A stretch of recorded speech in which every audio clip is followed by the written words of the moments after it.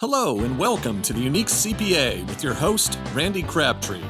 We're committed to creating a thriving community of accounting professionals who are physically and mentally healthy, fulfilled, and energized by their work. Our ultimate goal is to elevate the reputation of the accounting profession and vastly improve the lives of those in it. The Unique CPA is brought to you by Tri-Merit, the specialty tax professionals. Today's guest is Steve Shein. Steve is co-founder of Franklin Alliance, which we will be spending a lot of time discussing what that is today. Steve and I met for the first time actually at this year's Bridging the Gap conference, and I was very interested to hear what he was doing with Franklin Alliance, Franklin Alliance is supporting CPA firms around the country, and I'll let Steve expand on that. But before you do so, Steve, welcome to the Unique CPA. Thank you, Randy. It's a pleasure to be here, man. Good to see you again. Good to see you too. So I mentioned Franklin Alliance. I should probably mention before we even go too far that I am now associated with Franklin Alliance. What do I have an actual, what do we call me? You are a strategic advisor, my friend. All right. You have the Randy halo effect that you bring to the organization, which we appreciate.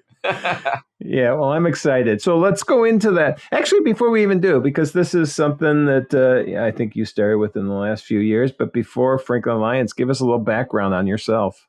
Yeah, happy to. Started my career in capital markets. I was a trader for years, kind of buy-side trading, proprietary trading shops, hedge fund, etc. Did that for years, really liked the meritocracy of it, but it comes with its challenges and the market gets more efficient over time.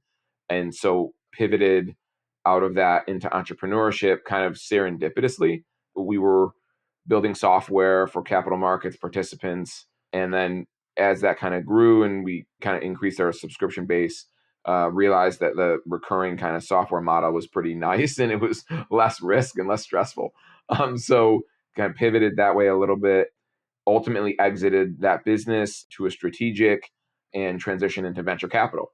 So been investing in early stage venture capital with OCA Ventures in Chicago for 5 years. And 2 years ago, we were really interested in the accounting space from a technology perspective. We, as I really dug in and learned more, got, very excited about the dynamic nature of the accounting space for a lot of reasons I'm sure we're going to touch on today. But because of that kind of workflow, we launched the Franklin Alliance, just under 2 years ago, because we realized that there's a massive number of firms in the U.S. and 97% of them are below $10 million of revenue. They all kind of face similar headwinds, and it's a really dynamic time in the industry. And we thought that an alliance that supported kind of this SMB segment of the accounting industry would really drive a lot of value. So we launched it, and we were really excited to have people like you involved. Yeah, it is really interesting. It's different. Well, I guess you can explain it to us. But I mean, right now, obviously, there's this huge PE influx coming into the accounting profession. You mentioned this is VC, backed. Yep. What's the difference? And honestly, educate me on this. What's the difference between someone going in, investing in a firm through PE and somebody coming in with venture capitalist money? I think the tactical differences in how we structure this is we're not a fund. So the Franklin Alliance is not a fund. It's a company. It's just an operating company. It's an accounting company with capital on its balance sheet to invest in accounting firms and build kind of a platform to support its alliance members. And the reason that that's I think differentiated is for a couple of reasons. One, I think the timeline and the way that we will drive value for our investors is different than I think the traditional kind of private equity play. So to expound on that, our timeline is more flexible because of the way we structured the Franklin Alliance. It's an operating company with a longer term time horizon. Traditionally, private equity has certain kind of horizons where the investors in that private equity fund, the LPs, would want to be paid back, right? So let's say it's 3 to 5 years, et cetera. Sometimes, not always, but sometimes decisions need to be made that can facilitate kind of a shorter term exit liquidity kind of path, right? Yep. And oftentimes, I think the smaller segment of like any industry, but particularly accounting, there isn't the infrastructure to drive a lot of I think the playbooks that the private equity kind of return is predicated upon. So it's incongruent. So what I'm trying to say is I think it's incongruent with the smallest segment of, let's say less than $10 million firms. So for us, when we look at a $5 million revenue firm, we don't look at that as like an add-on to a regional firm, right? Like the private equity play, the traditional private equity play would be, a $20 million revenue firm, regional firm. And I'm painting with a broad brush here, but it's just a hypothetical example. Right. A regional firm, right? $20 million of revenue. It's backed by private equity. They'll go and acquire, right? And we've all seen this play out. They'll go acquire $5 million revenue firms and they're add-ons to that regional firm, and they get subsumed into the regional firm, right? So like the culture, the leadership team, the software stack, the policies, right? Everything, pricing, the name of the firm, right? Yep. Like it gets subsumed. Our model, and I can expound on why this is played out with our first two partners, were actually second generation CPA firms, where the current kind of owner of the firm, it was started by both of their respective fathers. Mm-hmm. And so their names are on the door, right? So for them, like being subsumed by a regional firm wasn't the ideal play for them. They wanted to maintain the legacy and the culture.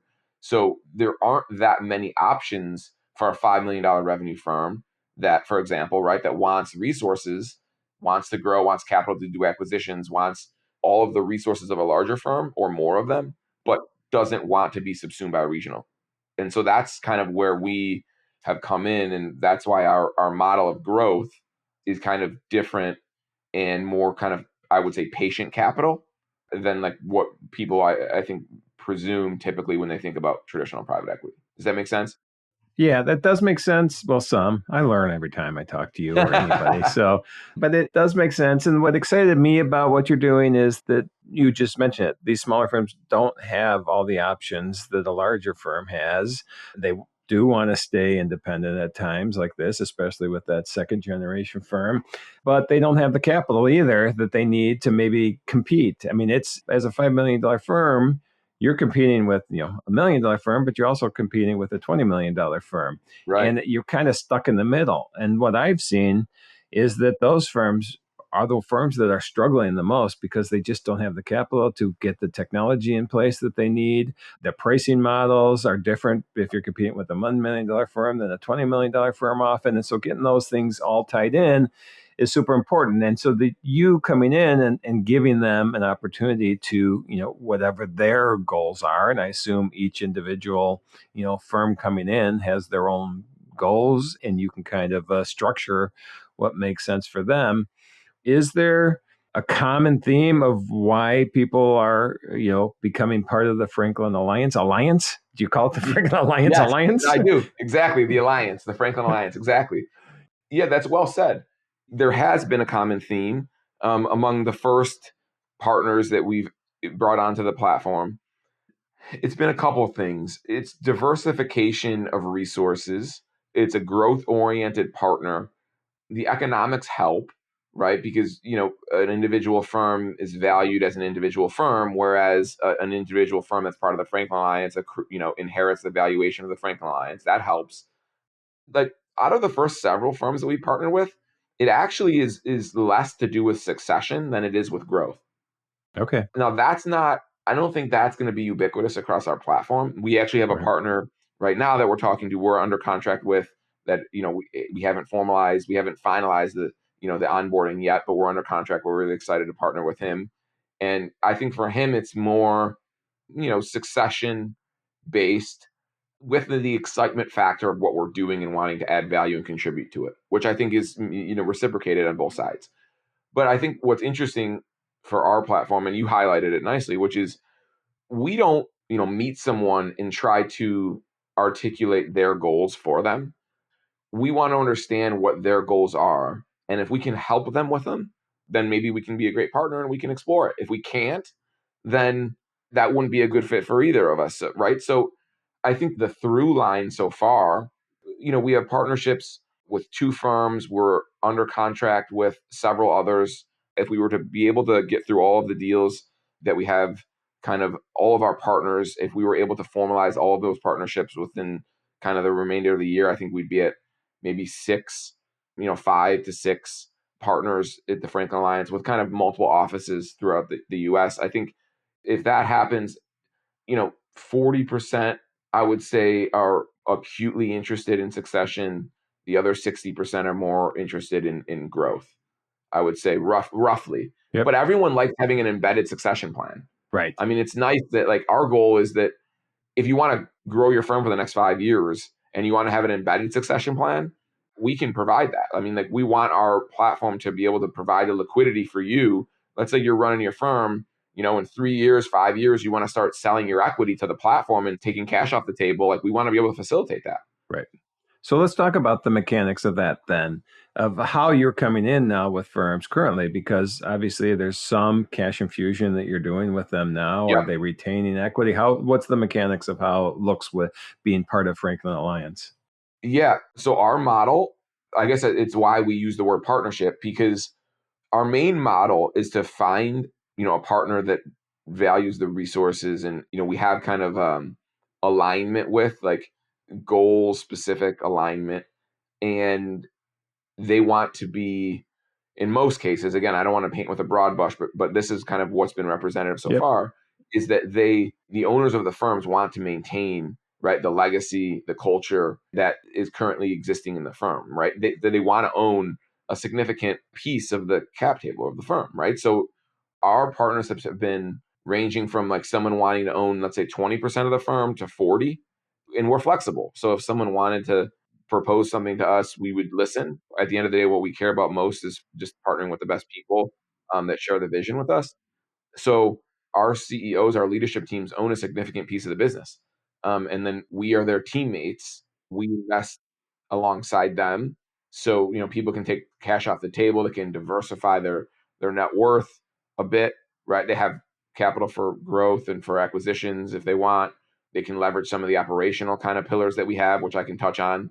But I think that's been why people have been interested in kind of the Franklin Alliance, as opposed to some of the other models, because some of our firms have looked at kind of all the models. Mm-hmm. They talked to some of the regional kind of PE-backed roll-ups.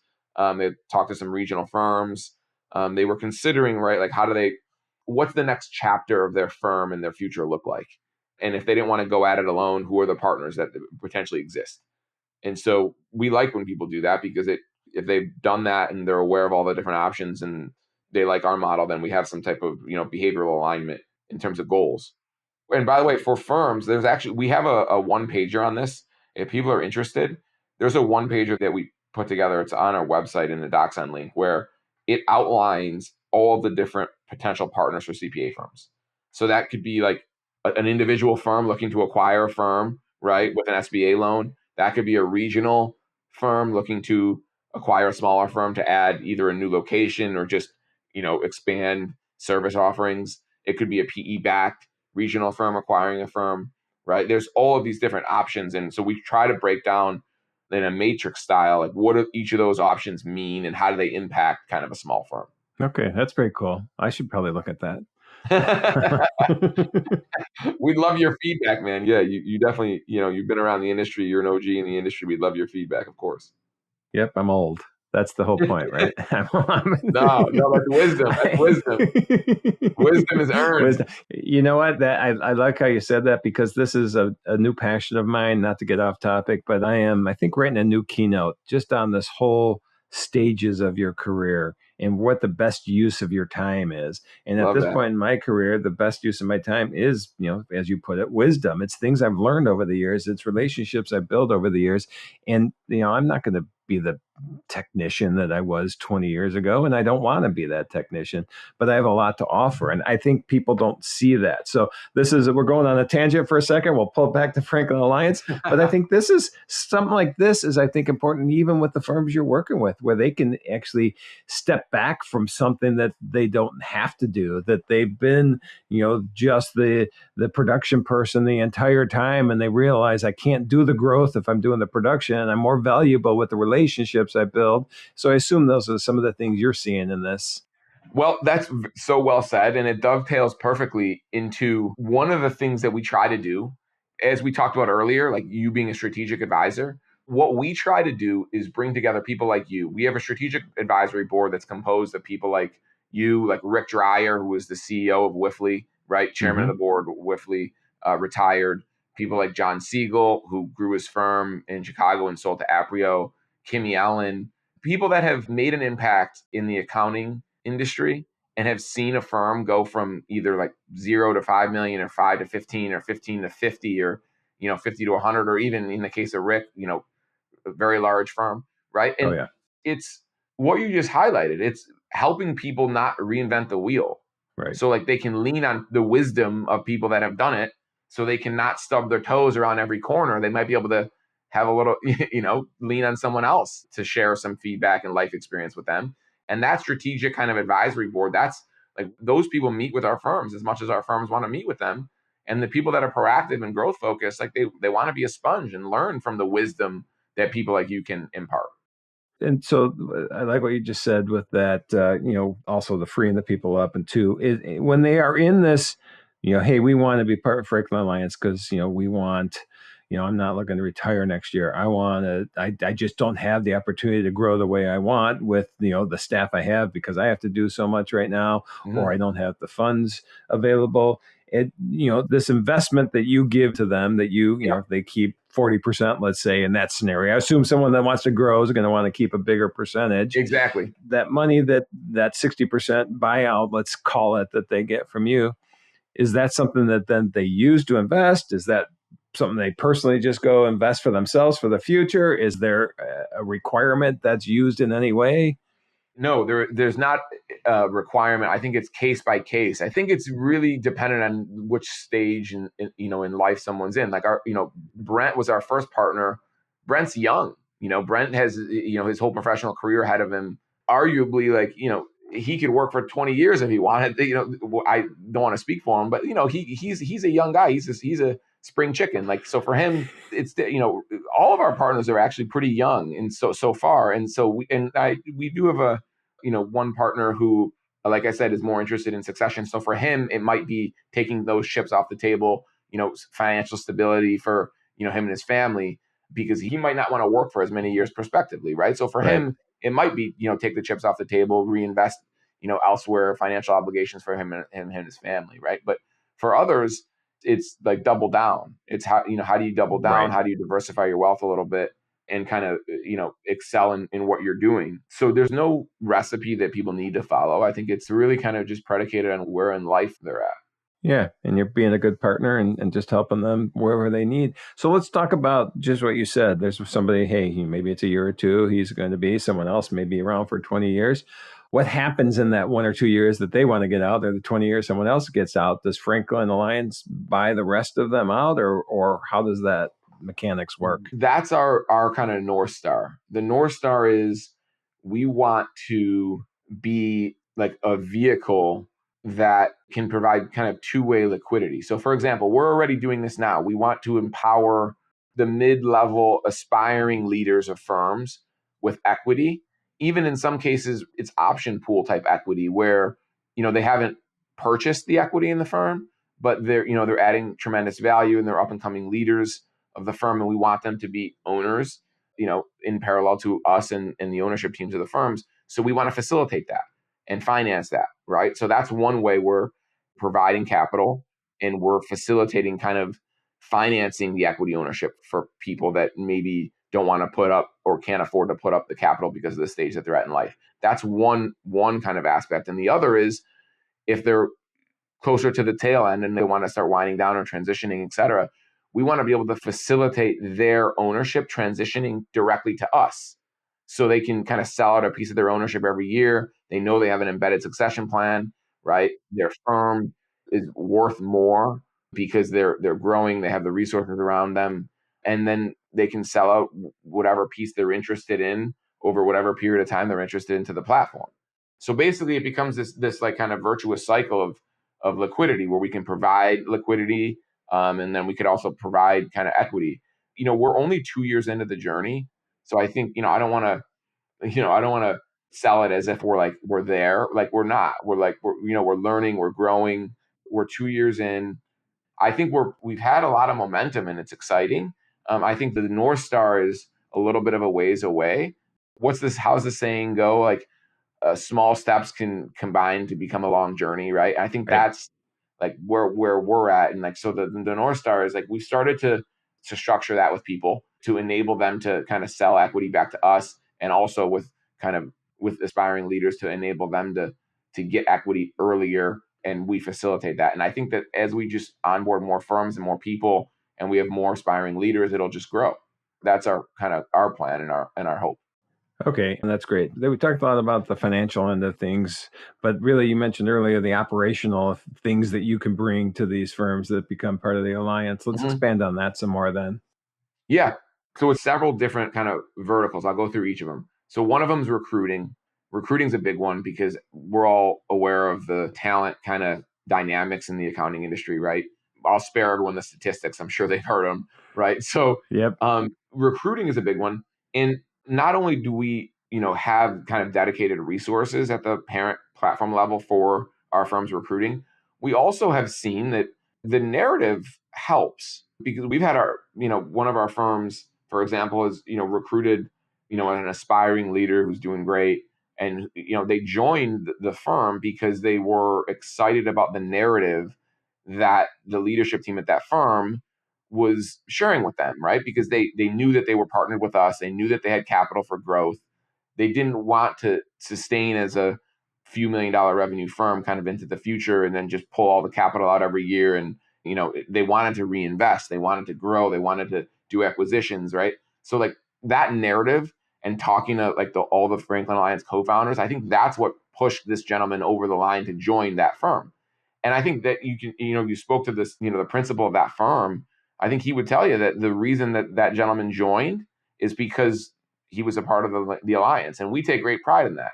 So that's one. I think recruiting, offshoring. We help our firms with offshoring some of the kind of data entry, et cetera. We have kind of our strategic advisors that have a lot of experience in doing that for large firms, et cetera. And so we kind of try to leverage some of those relationships to help these smaller firms that maybe are aware of it but haven't tried it, Yep. and want to avoid kind of any pitfalls that might come with it, right? So that's another. Technology is another big one.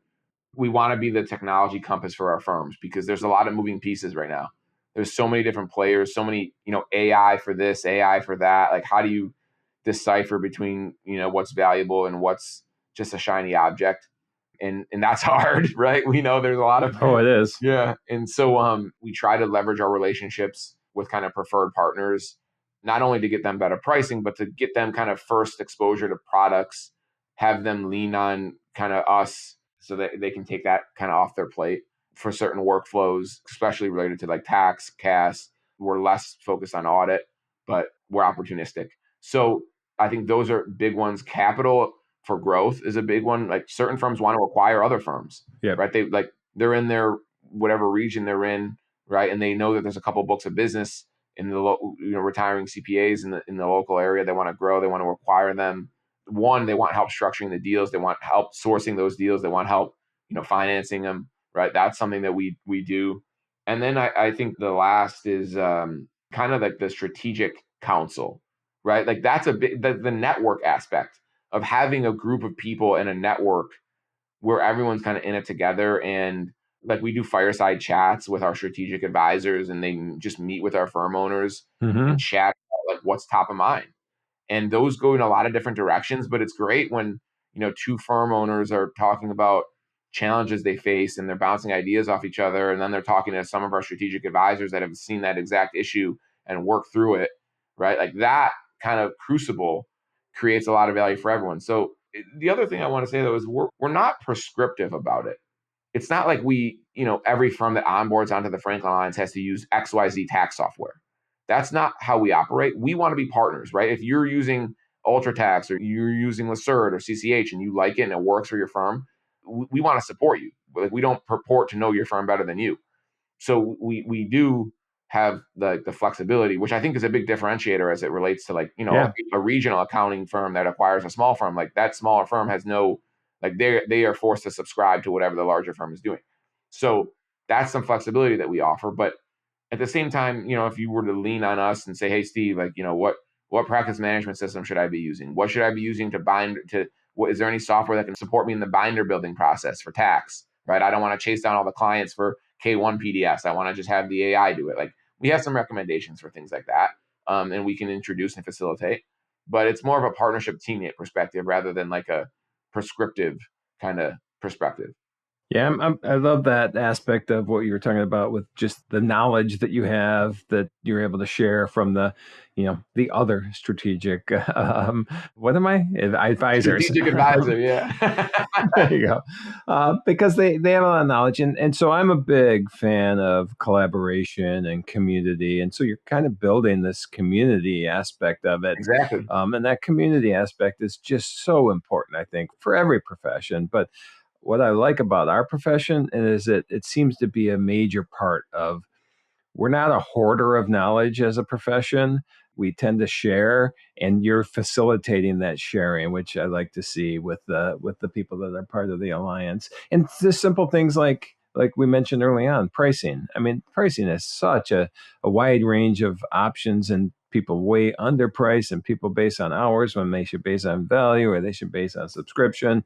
I'm a big anti-fan of hourly billing, Yeah, but that's me personally. So things like that, and then the tech stack, like you said, and having let them decide what they want, but you giving the advice on things that can work together with that. exactly. That again were things that got me excited about what you're doing. Yeah, no, and I appreciate that, Randy. You seeing the value in it, speaks volumes. I think to your comment about pricing, for example, like we were on this fireside chat. One of our advisors shared this super sage comment that effectively, you never price alone, is what he said. Yeah. And you just bounce ideas off of each other, right? And when people, you're running a firm in, let's say in, Pennsylvania, and you have a counterpart in the alliance who's in Utah, it's not like it's a competitive environment. It's just you purely bouncing ideas off each other. Like, oh, how do you price this? What's your pricing calculator? How do you navigate it? Right? Yep. There's value in that.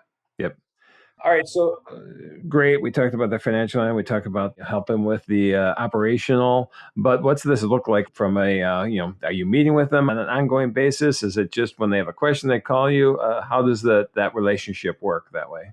Yeah, I'm glad you asked. It takes a couple different forms. I think the overarching kind of modality for us is that we have weekly management meetings with our firms and leadership, and we talk about what's on their mind. We're a big believer in what gets measured, right, gets done. So we're very forward in trying to just manage kind of workflows, to-do lists, et cetera, right? Like things like Asana.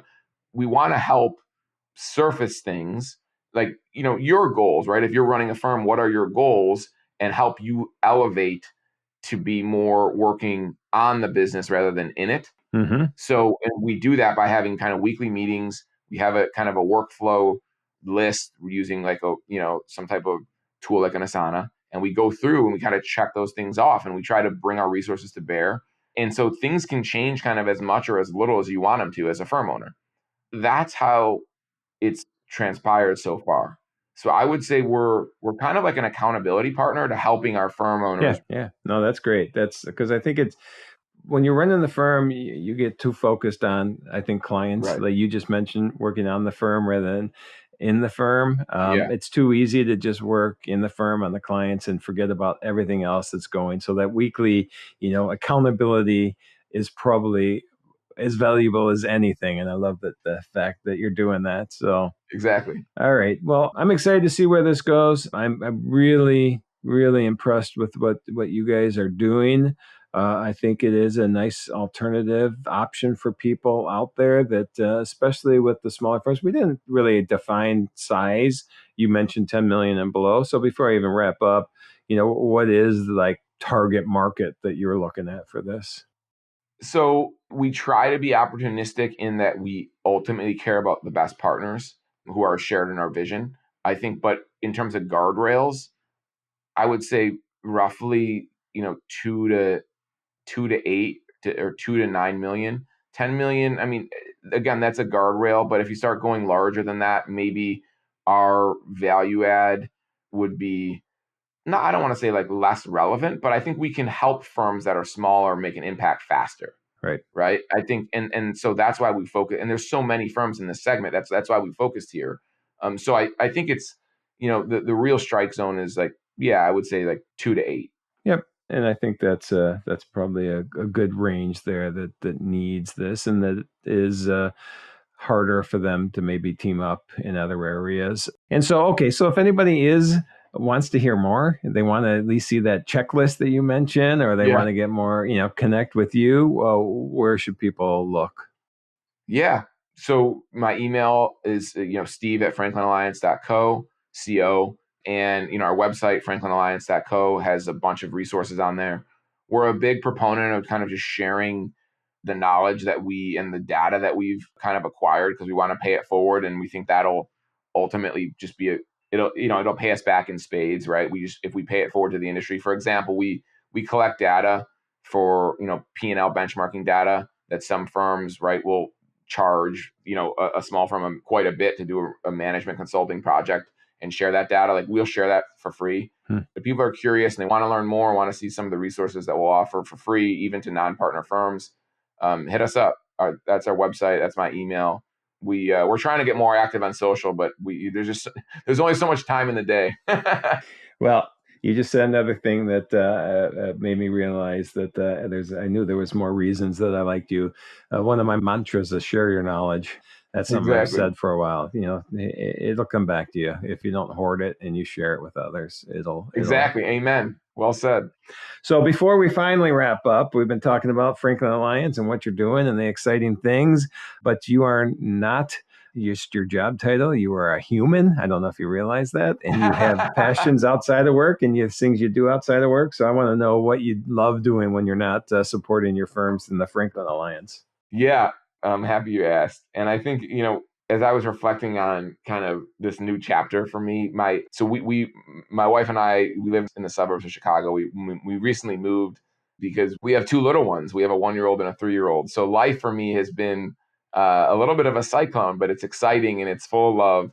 And so, I think right now my passion is just trying to, as hard as it is, to stay kind of present in everything that's going on. Yep. Because I don't want to blink and, my youngest will be 3 years old before I know it. Right. And so I just trying to be present and kind of be a part of everything that's going around in my community, my friends, family. Right. And as well as kind of the Franklin family. Right. So that's kind of what I'm focused on right now. I'm struggling with it, but I think I'm in the eye of the storm. So I know it'll pass. Yeah, for sure. It's family is important. Friends are important. In fact, your happiness levels way more tied to family and friends than it is to, the money that you made or anything like that. Yes. It's amazing what we concentrate on some. So that's cool that you're trying to stay present in what's happening today, because that's hard to do sometimes. Trying my best. Yeah. And you're spot on. That is. That's the wisdom, right? That's the strategic advisor wisdom that we need. Right. Well, for some reason, over the last few years, I've started reading books like that forever I just relied on my own knowledge, and now I'm learning from others. And it's pretty cool to hear the things that are out there and the knowledge that you're able to learn and then share with others. So I love that. Yep. Well, I appreciate you being on here. I appreciate the time. I appreciate you asking me part of Franklin Alliance. I'm looking forward to the future and see where this takes us. And thanks again for being on the Unique CPA. Awesome. Thank you so much, Randy. Thank you for joining us today on the Unique CPA.